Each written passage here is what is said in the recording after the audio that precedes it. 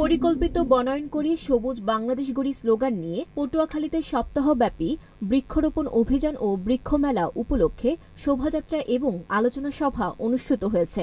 মঙ্গলবার সকালে উপকূলীয় বন বিভাগের আয়োজনে সার্কিট হাউস থেকে শোভাযাত্রা শুরু হয়ে শহরের বিভিন্ন সড়ক প্রদক্ষিণ করে কেন্দ্রীয় শহীদ মিনার সংলগ্ন মেলার মাঠে গিয়ে শেষ হয়।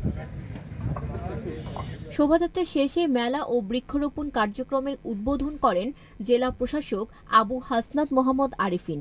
উদ্বোধনী অনুষ্ঠান শেষে মেলার বিভিন্ন স্টল পরিদর্শন করেন অতিথিবৃন্দ।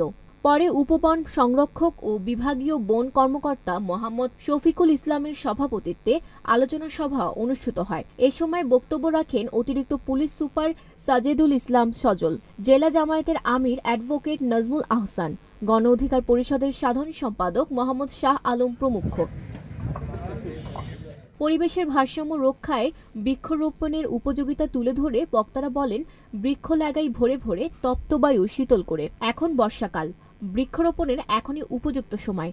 বাড়ির আশেপাশে আনাচে কানাচে গাছ লাগালে সৌন্দর্য বৃদ্ধি সহ বিভিন্ন উপকারিতা পাওয়া যায়, তাই আমাদের বেশি বেশি গাছ লাগানো উচিত।